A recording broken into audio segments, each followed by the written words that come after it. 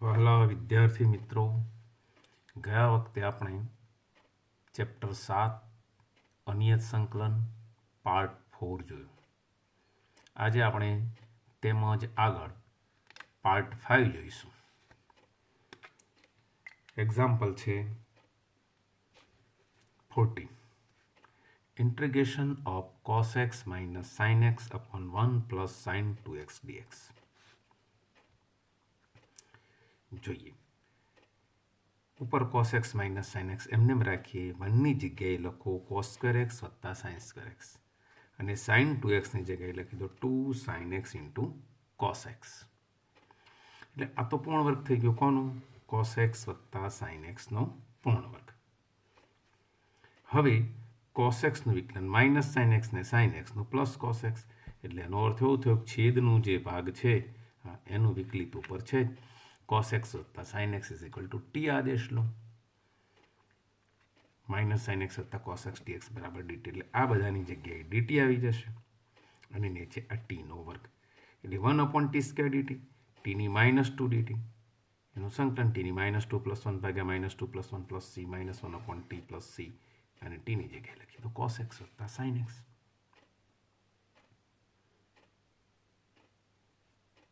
હવે જોઈએ દાખલા number 15. Integration of tan cube 2x into sec 2x dx. બધાને પહેલાં સાઇન કોસમાં ફેરવીએ. સાઇન ક્યુબ 2x ભાગ્યા cos cube 2x into 1 upon cos 2x. હવે આ સાઇન ક્યુબ 2x ના બે ટુકડા કરો. Sine square 2x into sign 2x અને નીચે કોસ ક્યુબ અને કોસ, એમ કોસ 4 2x dx થયું. હવે કોસનું વિકલન માઇનસ સાઇન 2x છે. cos 2x ને આદેશ તરીકે લઈ લો.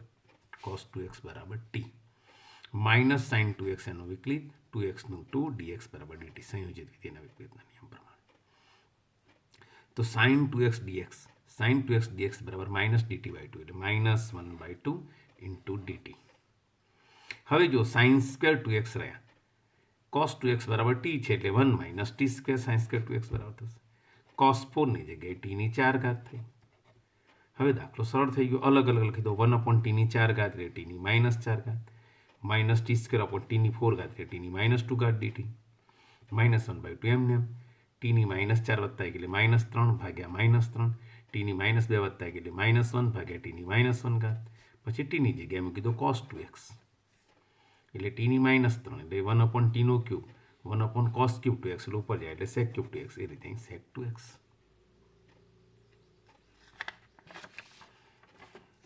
દાખલા નંબર 16 જોઈએ. Integration of tan 4x dx. હવે જો મેં અગાઉ કહ્યું તેમ અહીં ઘાતાંક માટે કોઈ નિયમ કે સૂત્ર છે નહીં. જેમ વિકલન હોત તો આપણે શું લખત? 4 tan cube x into tan xનું sec square x, વાત પૂરી થઈ જાય. પણ અહીં એવું છે નહીં. એને પ્રમાણિત સ્થિતિમાં લાવવું પડશે. જેટલા સૂત્રો જાણીએ છીએ અને જેટલા આપણે એના ત્રિકોણમિતિ વિધેયના સૂત્રો એટલાને જ ઉપયોગ કરી શકીશું અને નિયમોનો ઉપયોગ કરી શકીશું. Integration of tan 4x dx. બે ટુકડા કર્યા, tan square x into tan square x. tan square xની જગ્યાએ લખ્યું મેં sec square x minus 1 dx. બરાબર.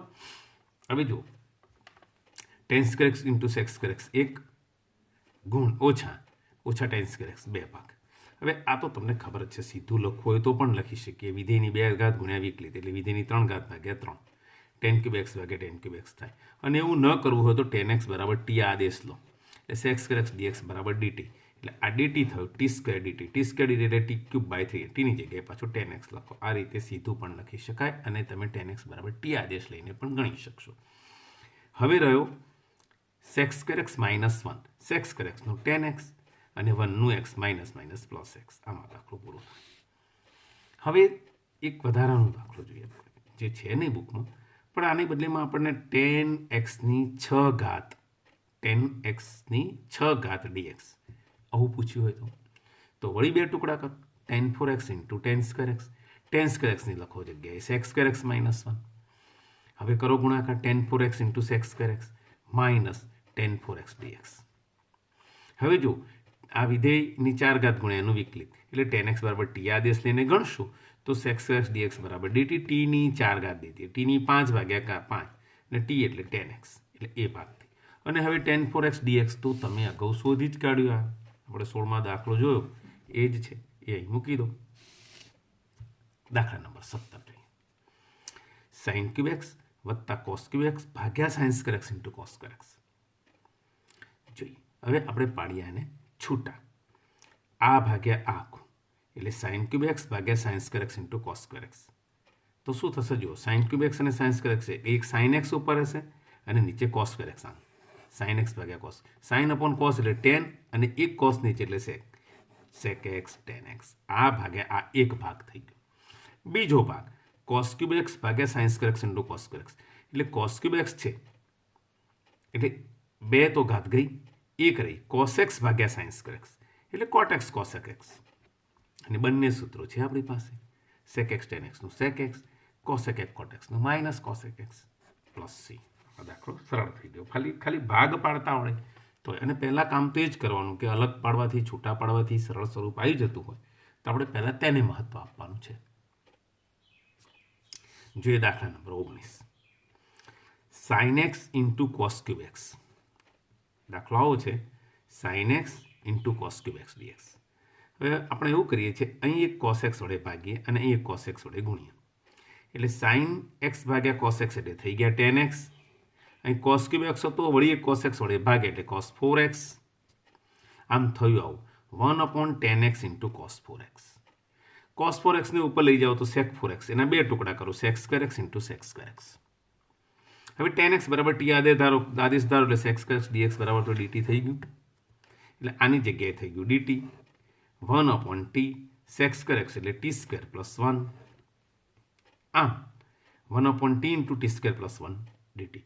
1/t ઇન્ટુ ટી સ્ક્વેર એટલે ટીનું સંકલન ટી સ્ક્વેર બાય 2. 1/tનું log mod t plus c અને ટીની જગ્યાએ ટેન એક્સ મૂકી દીધા.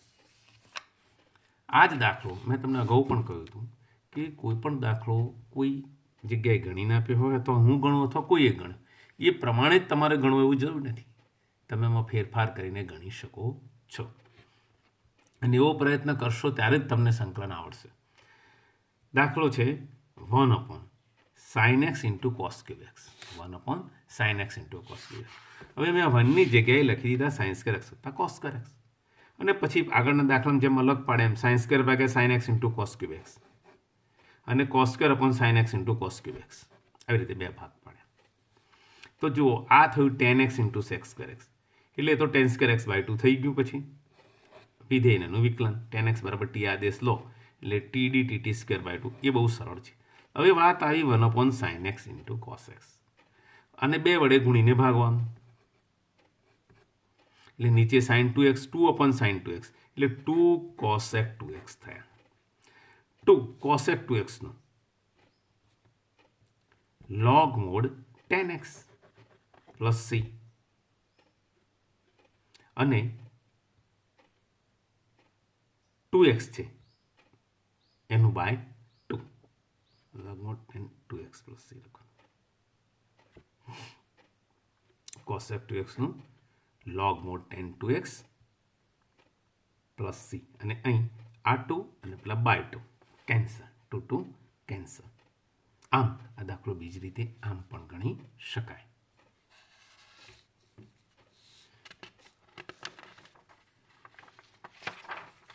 હવે જોઈએ દાખલા નંબર 20. cos 2x ભાગ્યા cos x plus sin x નો વર્ગ.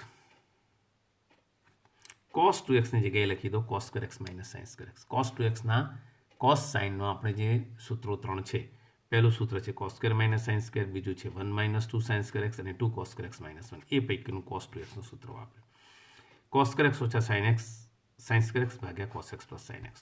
આના બે ટુકડા થશે, cos x વત્તા sin x, cos x ઓછા sin x. એમાંથી cos x ઓછા sin x રહેશે અને cos x વત્તા sin x ઉપર નીચે એક એક પદ દૂર થઈ જશે. એટલે ઉપર રહ્યું cos x ઓછા sin x, નીચે રહ્યું cos x ઓછા sin x. cos x નું વિકલન માઇનસ sin x નું વિકલન cos x, છેદનું વિકલન અંશમાં છે એના બરાબર આદેશ ધારી લો. cos x plus sin x બરાબર t, તો cos x minus sin x dx બરાબર dt, dt અપોન t log mod t plus t. ટીની જગ્યાએ લખી દો પાછા cos x plus sin x. દાખલા number 21. Sine inverse of cos x dx. આ દાખલો હું 2 રીતે તમને સમજાવું. આમ તો 2 ની 3 રીતે પણ ગણી શકાય છે, પણ આપણે 2 રીત તો જોઈએ જ કમસે કમ. Sine inverse of cos x dx. બહુ સરળ રીત આ છે. સાઇન ઇનવર્સ આપણે 11મા ધોરણમાં જોયું હતું. સાઇન ઇનવર્સ એક્સ વત્તા કોસ ઇનવર્સ એક્સ બરાબર π/2. એક્સ બિલોંગ્સ ટુ -1 બરાબર. તો સાઇન ઇનવર્સ એક્સ લખો તો π/2 માઇનસ કોસ ઇનવર્સ એક્સ, એટલે સાઇન ઇનવર્સ જે પણ કંઈ હોય તે બરાબર π/2 માઇનસ કોસ ઇનવર્સ જે હોય તે. π/2 cos inverse of cos x બરાબર એક્સ. એના મર્યાદિત પ્રદેશમાં છે એમ સમજીને જ આપણે જઈએ છીએ. π/2 માઇનસ એક્સ ડીએક્સ. π/2 અચળ છે એટલે π/2 અચળ ડીએક્સનું એક્સ ઓછા એક્સનું x²/2 પ્લસ સી. હવે બીજી થોડીક આમ અટપટી રીત છે, પણ એવું કરી શકો તમે. જુઓ, મેં તમને અગાઉ પણ સમજાવ્યું હતું કે કોઈ એક વ્યક્તિએ ગણ્યું છે એ રીતે જ તમારે ગણવું એવું જરૂરી નથી. તમે પણ તમારી રીતે કશુંક નવું વિચારતા થવું જોઈશે. મેં આમાં આદેશ જ ધારી લીધો આખો, sign inverse of cos x બરાબર ટી, અને એનું કરી દીધું વિકલિત. તો સાઇન ઇનવર્સ કોસ એક્સનું વિકલિત 1/√1 માઇનસ કોસ સ્ક્વેર એક્સ અને કોસ એક્સનું માઇનસ સાઇન એક્સ ડીએક્સ. હવે 1 માઇનસ કોસ સ્ક્વેર એટલે સાઇન સ્ક્વેરનું મોડ સાઇન એક્સ. આપણે એને પહેલા ચરણમાં સમજીને જઈએ તો સાઇન એક્સ લખીશું. માઇનસ સાઇન એક્સ ભાગ્યા સાઇન એક્સ એટલે 1, એટલે ખાલી માઇનસ ડીએક્સ બરાબર ડીટી થયું. એટલે ડીએક્સ બરાબર માઇનસ ડીટી થયું. ડીએક્સની જગ્યાએ લખી દો માઇનસ ડીટી, આના બરાબર ટી. ચાલો, તો -t²/2 પ્લસ સી. હવે તમને એવું થાય કે આ બધા જવાબમાં ફરક છે, પણ જો ટીની જગ્યાએ તમે શું લખશો? Sine inverse of cos x આખાનો વર્ગ ભાગ્યા 2 પ્લસ સી. હવે વળી અહીં પાછું π/2 માઇનસ પાઈ કોસ ઇનવર્સ લખો એટલે આ બે જવાબ તમને સમસંકલિતો કહેવાય, બેને થઈ જશે. વળી જોઈએ દાખલા number 22. 1 cos of x minus a into cos of x minus b. જોઈએ હવે આવા 3 પ્રકારના દાખલા આપણે 4 પ્રકારના જોયું, 2-3 પ્રકારના જોઈશું. 1 નીચે cos x minus a cos x minus b, 1 નીચે sin x minus a sin x minus b, અને 1 નીચે cos x minus a sin x minus b. આમ cos cos sin sin sin cos. આવા 3 પ્રકારના દાખલાઓ જોઈશું આપણે. પહેલાં આપણે આની વાત કરીએ તો cos of x minus a into cos of x minus b.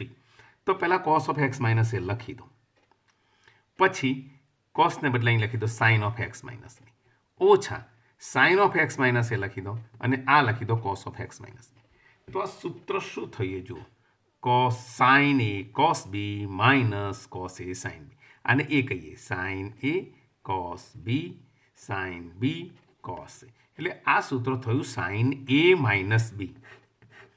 Sign a minus b. Sine a minus b એટલે સાઇન એની જગ્યાએ એક્સ માઇનસ બી ઓછા કૌંસમાં એક્સ માઇનસ એટલે ઓછા ઓછા વધતા એક્સ એક્સ ગયા એટલે સાઇન એ માઇનસ બી. ઉપર નીચે તમે ખરેખર તો સાઇન એ માઇનસ બી વડે જ ગુણ્યા છે, અચળ વડે જ ગુણ્યા છે, યાદ રહેશે. ઉપર પણ તમે આ આખાનું વિસ્તરણ કરી સાદરૂપ આપીએ તો આ છે સૂત્ર પ્રમાણે સાઇન એ માઇનસ બી. આ પણ છે sine a minus b. Sine a minus b અચળો એને 12 લઈ લીધા. 1 સાઇન એ માઇનસ બી એટલે કોસેક એ માઇનસ બી. પણ હવે ફાયદો શું થયો? આ બે પદને ભાગ્યા આપે છે, બંનેને અલગ અલગ લખો. કોસ એક્સ માઇનસ એ કેન્સલ, સાઇન એક્સ માઇનસ બી ભાગ્યા કોસ એક્સ માઇનસ બી એટલે ટેન એક્સ માઇનસ બી થયું. એ જ રીતે આ બેની વાત કરીએ તો કોસ એક્સ માઇનસ બી કેન્સલ, સાઇન એક્સ માઇનસ એ ભાગ્યા કોસ એક્સ માઇનસ એટલે ટેન એક્સ માઇનસ એ આવે. આમ ટેન એક્સ માઇનસ બી ઓછા ટેન એક્સ માઇનસ એ એટલે કે ઇન્ટિગ્રેશન, એટલે કે ટેન એક્સ માઇનસ બીનું log mod x minus b એટલે સેક એક્સ માઇનસ બી, અને ટેન એક્સ માઇનસ બીનું log mod sec x minus a. વચ્ચે માઇનસ છે, લોગ એ ઓછા લોગ બી એટલે લોગ એ બાય બી પ્રમાણે લોગ સેક એક્સ માઇનસ બી ભાગ્યા સેક એક્સ માઇનસ એ કોસેક કૌંસમાં એ માઇનસ. અને કોસમાં પણ ફેરવી શકો. આ જ પદને લખવું હોય તો આ કોસ એક્સ માઇનસ એ ઉપર આવશે ને કોસ એક્સ માઇનસ બી નીચે જશે. કોઈ આવું લખશે તો ખોટું નથી. આની જગ્યાએ જોઈએ એક બીજો દાખલો. 23 સાઇન સ્ક્વેર એક્સ ઓછા કોસ સ્ક્વેર એક્સ ભાગ્યા sine square x into cos square x dx. બહુ વિકલ્પિક પ્રશ્નોમાં ખાલી જગ્યામાં પૂછાયું, એકદમ ટૂંકો દાખલો. બેને જુદા જુદા પાડી દીધા. સાઇન સ્ક્વેર કેન્સલ એટલે sec square x, cos square cancel એટલે કોસ એક્સ સ્ક્વેર એક્સ. હવે તો બંને સૂત્રો થઈ ગયા. સેક્સ સ્ક્વેર એક્સનું 10x minus cos x square એક્સનું minus plus cot x plus c. વળી એક દાખલો જોઈએ. e રેઝ ટુ એક્સ કૌંસમાં 1 પ્લસ એક્સ કોસ સ્ક્વેર એક્સી એક્સ ડીએક્સ. સંયોજિત વિધેય હોય ત્યારે જે સંયોજનમાં જે ભાગ આપેલો હોય એને આદેશ ધાર્યા સિવાય છૂટકો જ નથી, કારણ કે આપણી પાસે કોઈ સૂત્ર છે જ નહીં. એક્સી એક્સ બરાબર ટી ધારી લઈએ. સંકલન કરીએ. એક્સનું 1 ઈ રેઝ ટુ એક્સ એમને એમ વત્તા એક્સ એમને એમ ઈ રેઝ ટુ એક્સનું e raise to x dx બરાબર ડી. એકચ્યુઅલી જુઓ આ આખું ડીટી જ થઈ ગયું. ઈ રેઝ ટુ એક્સ વત્તા એક્સી એક્સ. તો આ તો એવું થયું dt upon cos square t, એટલે કે sec square t dt. Sec square t 10t plus ટીની જગ્યાએ લખી દે એક્સી એક્સ પ્લસ. અને આમ આપણું 24 દાખલા સુધીનું પૂરું થયું. હવે એક બીજી ખાસ વાત હું તમને કરી દઉં મિત્રો. આવતી વખતે આપણે આંશિક અપૂર્ણાંકની રીતના દાખલા જોવાના છે. એ માટે તમારે પેજ નંબર 261 તમારી ટેક્સ્ટ બુક 7.5માં ભાગમાં આંશિક અપૂર્ણાંકની રીત બહુ જ સરસ રીતે સમજાવીને આપ્યું છે કે પીએક્સ અને ક્યુએક્સ એક્સ ચલની બહુપદીઓ હોય, ક્યુએક્સ ઇઝ નોટ ઇક્વલ ટુ 0 હોય, તે બે બહુપદીઓનો ભાગાકાર પીએક્સ અપોન ક્યુએક્સ તરીકે સમમેય વિધેય તરીકે વ્યાખ્યાયિત કરેલું છે. હવે જો પીએક્સની ઘાત એ ક્યુએક્સની ઘાત કરતાં ઓછી હોય તો સમમેય વિધેયને ઉચિત સમમેય વિધેય કહે છે, યાદ રાખજો. અને આમ ન બને તો અનુચિત વિધેય હોય કહીશું, એટલે કે પીએક્સની ઘાત વધારે હોય અથવા એટલી હોય તો અનુચિત, અને એને ભાગાકારની રીતનો ઉપયોગ કરી અને ઉચિત બહુપદીમાં ફેરવી શકીશું. એમાં ફેરવ્યા પછી એ કેવી રીતે ફેરવાશે? પીએક્સ અપોન ક્યુએક્સ બરાબર કોઈ બહુપદી ટીએક્સ વત્તા પી1 વત્તા ક્યુએન એક્સ. હવે પી1 વત્તા ક્યુએન એક્સ છે એ ઉચિત છે, એ ધ્યાન રાખીશું. એ ફેરવ્યા પછી બહુ જ અગત્યના 5 મુદ્દાનું ધ્યાન રાખીશું. કોષ્ટક 7.2. જો બહુપદી px upon q upon x minus b is not equal to b સ્વરૂપની હોય તો તેને a upon x minus a વત્તા બી અપોન એક્સ માઇનસ બીના સ્વરૂપમાં ફેરવું. એ રીતે 2, 3, 4 અને 5 જોઈ લેવું. વધારે સમજ હું તમને દાખલા ગણતી વખત આપીશ, પણ અત્યારે આટલું અચૂક યાદ રાખો. પહેલાં તો જો અનુચિત એટલે છેદમાં અને અંશમાં રહેલી બહુપદીમાં જો છેદની બહુપદીની ઘાત અંશની બહુપદીની ઘાત કરતાં વધુ હોય તો તે ઉચિત બહુપદી ગણીશું. સરખી અથવા અંશની બહુપદીની ઘાત વધારે હોય તો અનુચિત ગણીશું. અને તેને ભાગાકારના નિયમથી આપણે એ પણ એવા 1-2 દાખલા ગણીને હું તમને બતાવીશ. એને ઉચિત બહુપદીમાં ફેરવ્યા પછી જે બહુપદી આ પૈકીની હોય તો એ પ્રમાણે આપણે એનું સ્વરૂપ મેળવવાનું છે. તે આપણે વધુ વિસ્તારપૂર્વક એક્ઝામ્પલ ગણતી વખતે મેળવીશું. આવતા વખતે આપણે એ વાત કરવાના છીએ.